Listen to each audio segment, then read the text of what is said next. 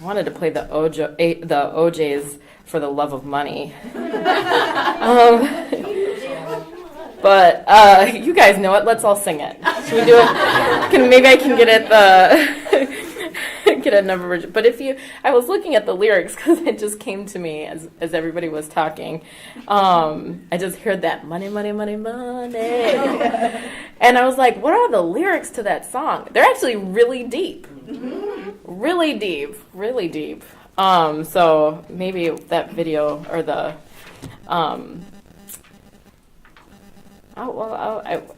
the ad will play, but I'll read you some of the lyrics because I think it's got me thinking a little differently.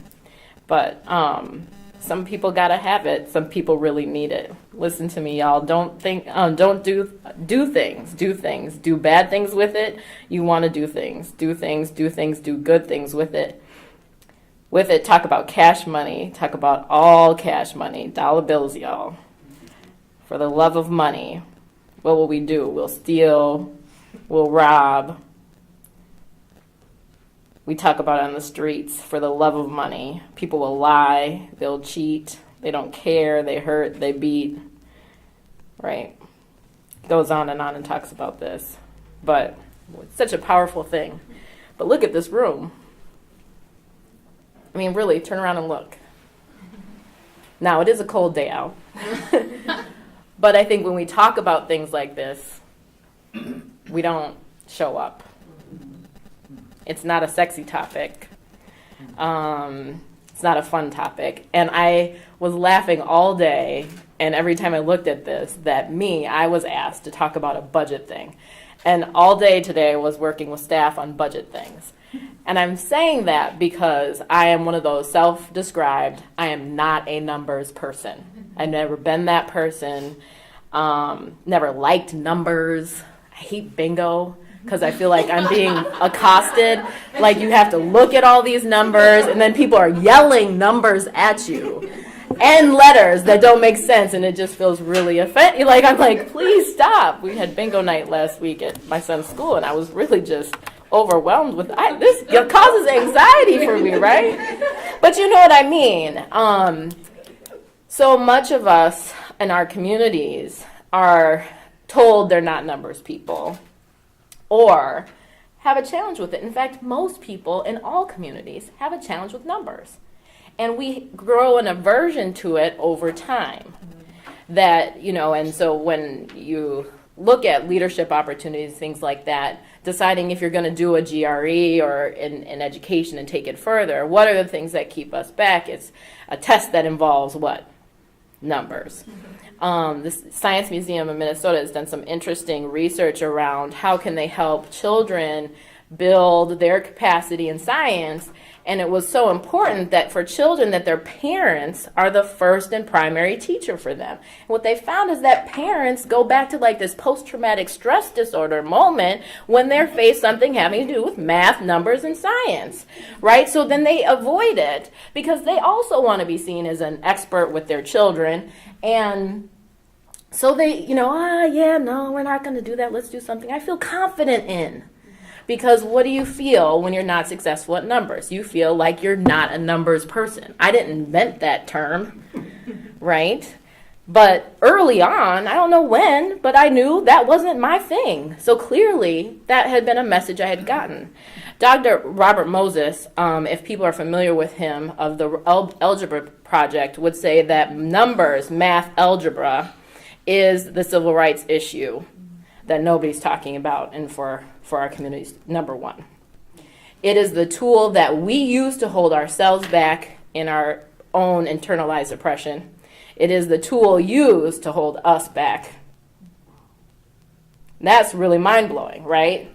I never wanted to know algebra until I was told that, right? Now I'll tell you what was the thing that broke through for me that helped numbers make sense. It was taking a logic class in college because I could get math credit for it without doing numbers. And then all of a sudden I was like, that's what algebra is. It's fascinating. I got an A in my first logic class. Because for my brain, that's how it worked.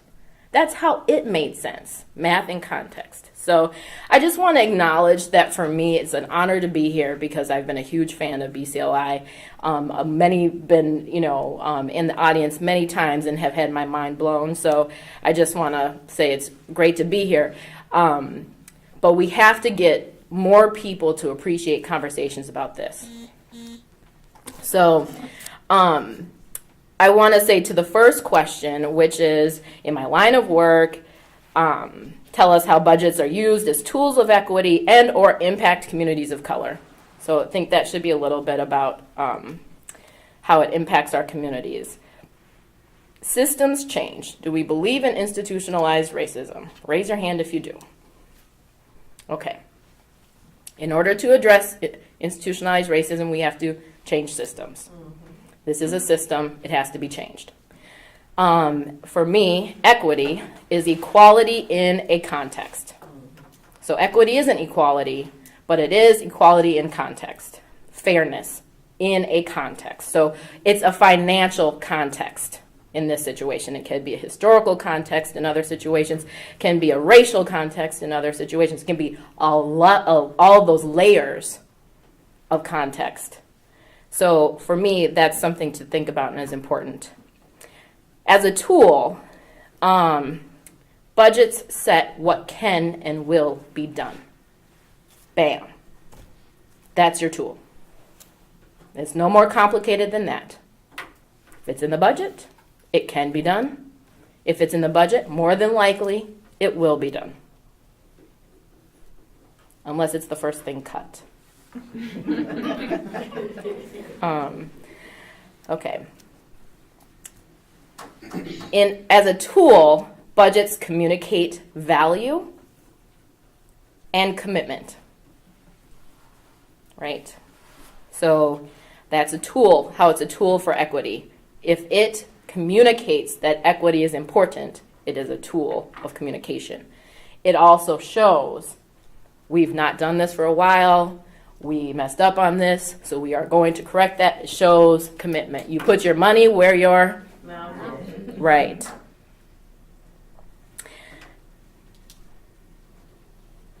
In the context of impact, oftentimes with budgets, it's hidden in plain sight. The opportunities can be hidden in plain sight, and the traps or barriers can be hidden in plain sight because we're not looking there, because we're not numbers people. So just really quickly, telling about a time where I've advocated for equity, and I've been texting back and forth because it's really, really fresh. In my role as chair emeritus for the Parks and Trail Legacy Advisory Committee, I just resigned after the end of my term at the end of 2014, so last month. What I found out by learning about the system, which I think is important, so in order to change a system, you need to understand what makes it up and how it works.